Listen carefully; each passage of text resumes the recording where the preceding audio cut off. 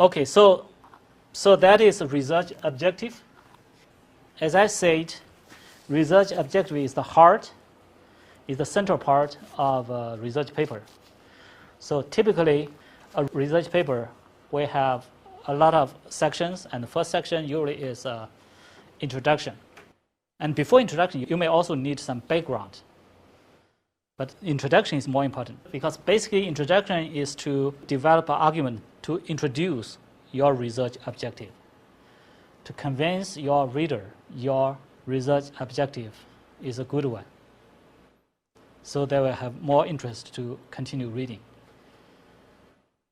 And before your introduction, maybe sometimes you need to write a background because sometimes if your research is involve a lot of terms, your reader needs some background knowledge to understand your research. You provide a background. Background is easier. Background is just provide a narrative to explain all the terms needed. But introduction is difficult. You need to provide an argument to argue that your research objective is a good one, is reasonable. You have good reason to do this research. So in this chapter, I will show you some models, some different models to write a good introduction. Basically, the introduction part is used to connect readers with your specific research. The first model is a very simple two-section model. We divide the whole introduction part with two sections. In first section, we want to move from a big problem to a specific research question.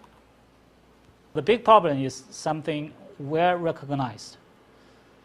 Some problem need to be solved, is well recognized by the research community, or is easily understandable to your readers.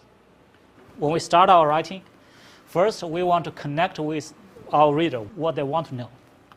Connect our research to their benefit. And we want to move to a specific question we identified. Convince them if they want to solve this problem, we need to answer a specific question first. In order to convince them our research question is important, we need to provide some rationale. This rationale most often is come from literature review. It's something you know and your readers don't know.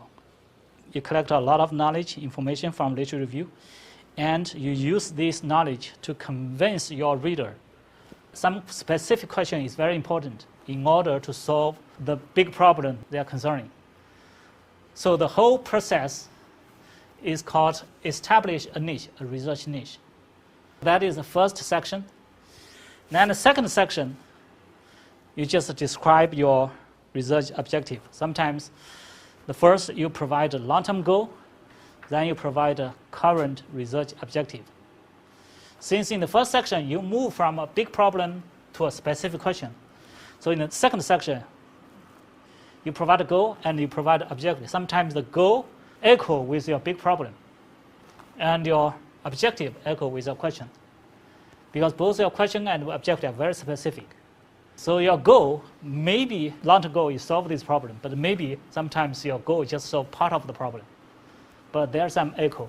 If you establish this structure, in the first section you move from a general problem to a specific question.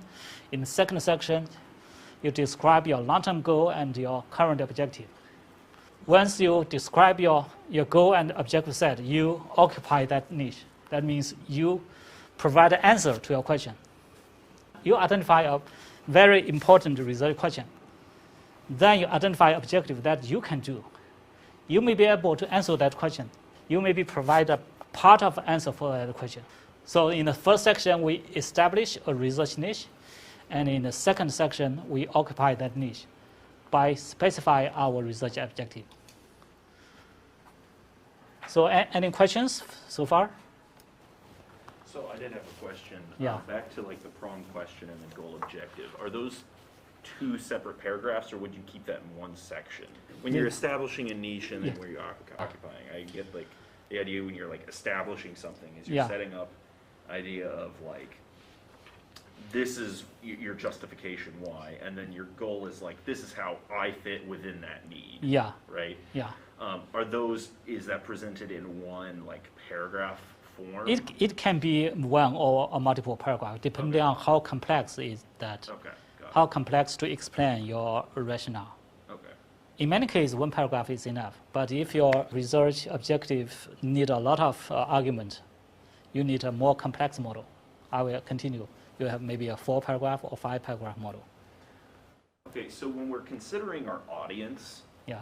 are probably people who know a lot about the subject itself. Yeah. Like, I guess I'm struggling with like how in depth I should go within the background or the It problem. depends your readers. Yeah. For example, it depends on which kind of magazine you are published, which kind of journal. You should have a basic evaluation of the level of your readers and provide the details you think they need to know, and skip everything you think they already know. Okay. For different journals, they have different level. So have you ever gone and like read, like you're gonna try to publish it for a journal, so have you ever like gone in and tried to like read that journal? Yeah. Just to get an idea of Of what course. is expected? Usually it's a good idea. When you select the journal, you need to read something in that journal to know what the audience are expected. Okay. So you know how much details are needed in your introduction part. So we will continue to discuss this writing model. So introduction may be the first thing you write when you try to write a paper. Also the most important thing, most important part. The first writing model I introduced is just a very simple one, just 2 sections. You can treat it as 2 paragraphs. So it can be 2 paragraphs or it can be multiple paragraphs. But the idea is we can divide it into 2 sections. The first section is just try to establish a niche, identify the opportunity. The second is just occupy this niche by clearly describe our research objective and maybe long-term goal, or maybe any rationale to support it. This is the simplest one. Then next, this is actually a model recommended by University of Chicago. They published a book, a guideline for graduate writing. They recommend this kind of model. Basically, it's a 4-paragraph model. Not necessarily 4 paragraphs, but 4 sections. First, we start from identify the big problem, a general problem. That should match with your long-term goal. Then, second section, you narrow it down. Try to identify a specific research subject related to this big problem. So in the second paragraph, what you do is just narrowing down. It's a process of narrowing down. Narrow down and identify a specific research subject that you can handle. Then the third paragraph, you continue narrowing down and find a specific research questions related to that research subject. And then you need to go back, try to relate your specific research question to the big problem. Try to explain the broader impact of your specific research question. So in the second paragraph, you focus on narrowing down. But in the third paragraph, after you narrow down, you need to go back, try to connect it to the big problem. It is kind of the re-emphasize the importance. After you narrow down, you want people to understand why such a narrow, specific question matters. Okay, that is go back, connect to the big problem you described in the first paragraph. And last, you describe your research objective. So generally, it's a narrowing down process. So the whole introduction starts from a big problem. You want to do the narrowing down first, then go back to make it broader, and so people have a better understanding of your specific question. So this is kind of a 4-section model. And then here is a very general 5-paragraph model. It is said in a North American education system, many students learn this model in high school or even in middle school, right? So whenever you develop an argument essay, you want to at least provide 3 reasons. So these 3 reasons make 3 paragraphs. The first paragraph is the introduction of your essay. And at the end of the introduction, you give your thesis statement. That is your main argument, your main points. Then you provide 3 reasons to support your main arguments. After you provide these three reasons, at the last, you make your conclusion. So basically, the conclusion is just a re-emphasis of your thesis statement. Your thesis statement is here, okay, at the end of your first paragraph. And here, use different words. After you have given your three reasons, and you may be able to describe your thesis statement in a different way and to improve people's understanding.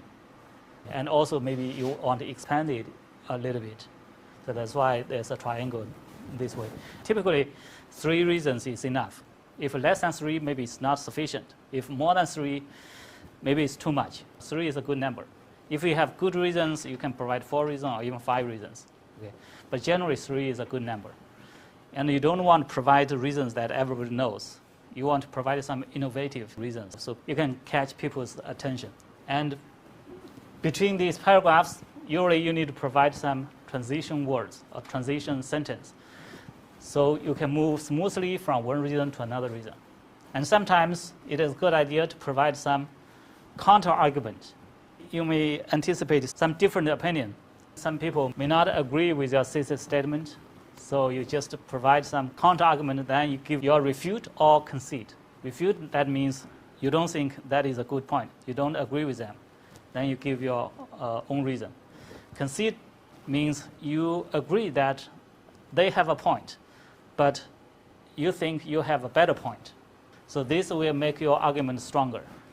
So this is a very typical 5-paragraph model used in basic argument essay. And it is very effective when you try to get good points in writing examination. Basically in school, it's a good writing model in school for students. For example, if you take exams like in GRE or ICE, you have essay writing. So this kind of model is quite good, very, very efficient. But in the real world, the purpose of writing is not just to convince people.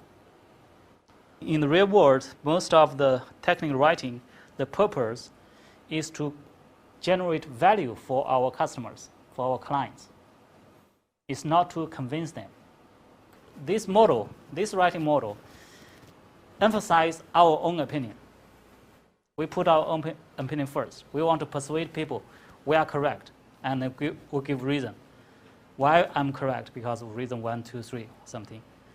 But in reality, what we want to do is we want to create values for our readers. The most important thing is not to prove we are correct. It's to help our readers, to allow them to make their own judgment based on the information we provided. So there is a different model we can use. We can still use this 5 paragraph. First, we have introduction. But in this case, our introduction is triangle like this. We want to analyze our problem. We want to evaluate a different aspect or different angle, different component of the problem. And then, in the following paragraph, we collect all the existing information from literature. The idea is that before we bring out our own idea, we want to create a certain kind of balance. Because there could be some literature agree with certain points.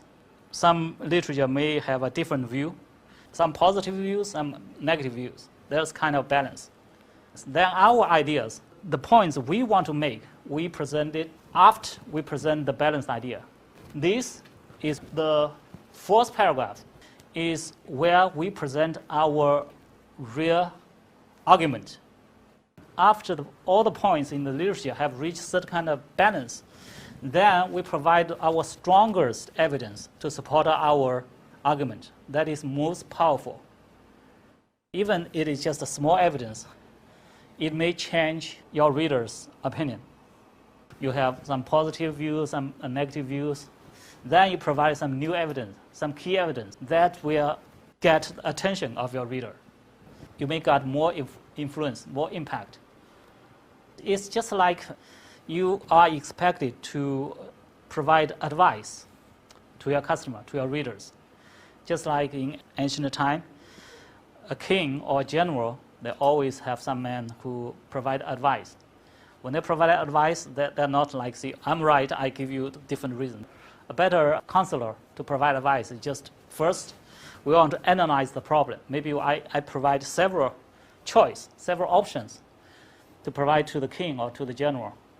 And we just provide our argument on the advantages and disadvantages for different options, different choice, then allow the king, the general, to make their own decisions. But smart counselors always put their own opinion, hold their own opinion until the key moment, after the king or general have been educated about all the information. Then at the right moment, the counselor bring out their own key message. That message will change everything. It potentially can change the mind of the king or the general. Okay, that's the one way to be more convincing in your argument. You let your readers think. They can make their own options, they make their own judgment, but actually you organize your information in a certain way so you can influence them most efficiently. You put yourself last. You try to play to be very objective. It's just helping your reader to make their own decisions. So in reality, when we try to generate value for our customers, I think this is a better model. This model can be used in our introduction part, because in the introduction, we need to do a lot of literature review. We collect a lot of information, how to organize this information. One way is do it like this. We discuss all the information we collected and all the positive views, negative views from different angles. Then last, we have very strong reason that is above all the information we have already introduced. So make it stand out.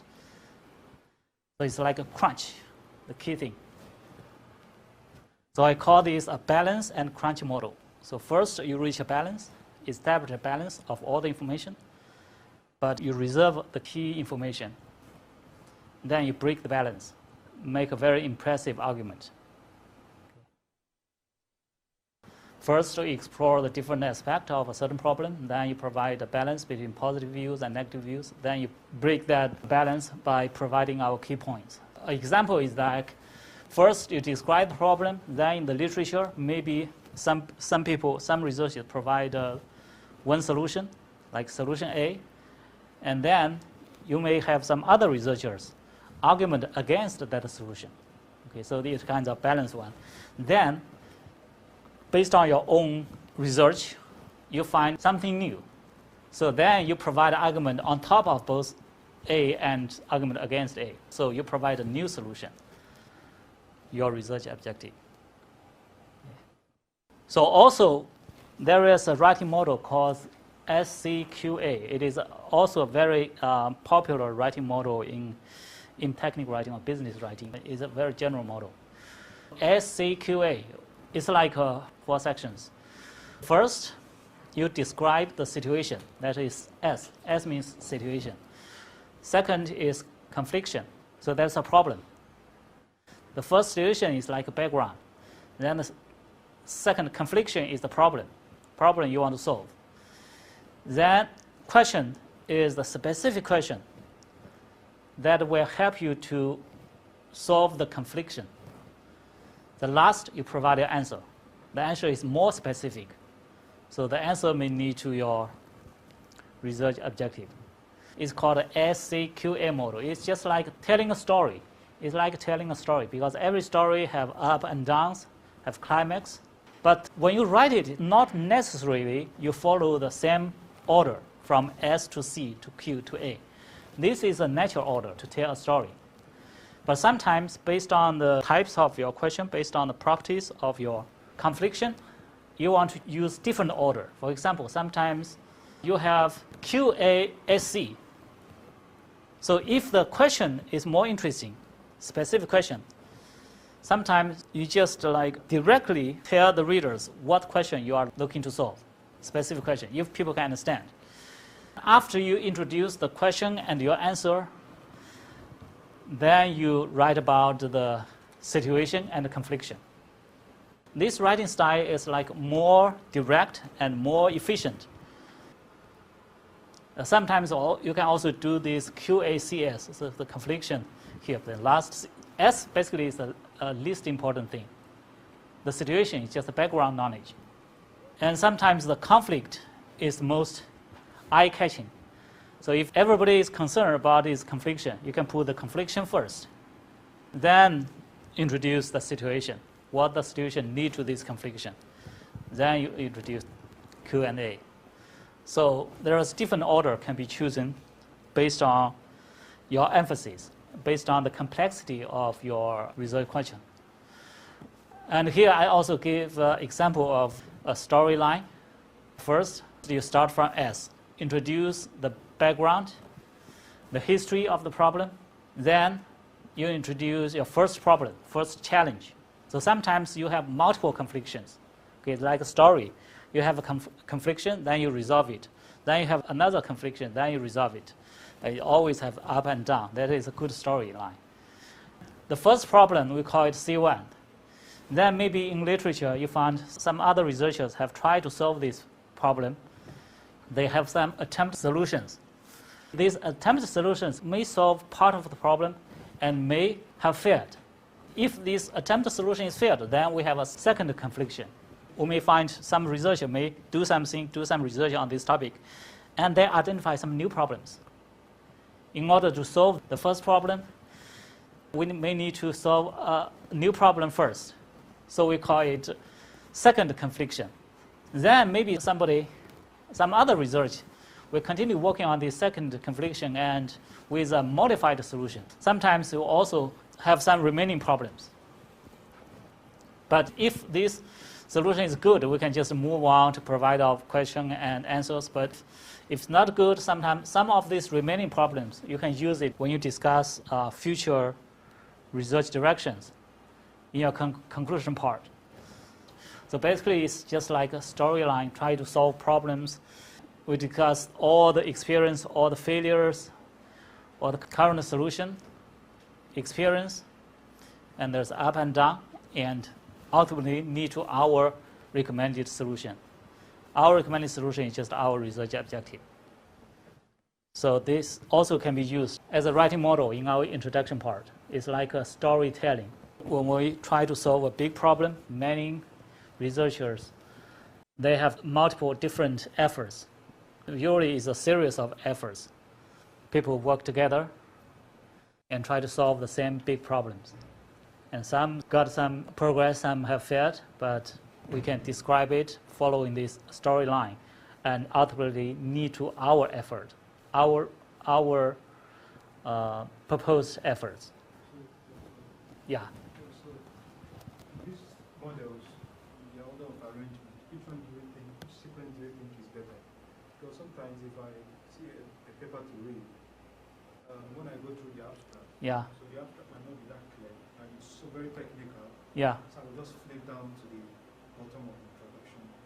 I will find the objectives. I will just read it until it catches to me. So Of course, the most common one is just to follow this natural order: situation, confliction, question, and answer.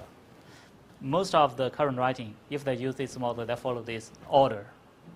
But sometimes, when the situation and the confliction are not that complex, many people already know it, so sometimes people can do different choice. So this kind of model not only used in academic writing, is also used in business writing. In the business situation, people are more emphasized on efficiency. They don't want to waste time. Very often, they just directly go to the key point, go to the answer, or go to the question. Put that first. That is very common in the business setting. But in academic, usually we have more time. But also, some people prefer that direct model, especially the experts already know all the background information. So when you read papers, I hope maybe you can find some examples how they organize their introduction part. We have introduced different models. So if you can find some paper in your research area, you can try to think about how they organize their information in the introduction part. Which model do they follow? Do they try to tell a story, or do they try to just develop an argument? Or very simple one, just list the problem and give the objective. It is quite a good practice if you can analyze some of the important paper in your field. But there are also a lot of poor writing paper. their introduction part is poorly organized and full of unimportant information. Many people, especially many beginners, have this. They think introduction is not important. They just write some common knowledge in the introduction. That is not good. When people first read your paper, usually after the abstract, they first read your introduction. So if you write a very long introduction and full of sentence with common knowledge, everybody knows, your reader will very easily get tired. You should make it easy for them to find the key information in your introduction. Introduction and background is different. So one thing is just to put your research objective at the end of your introduction. An experienced reader sometimes will just go directly to the end of introduction to look for that information. It will save people's time.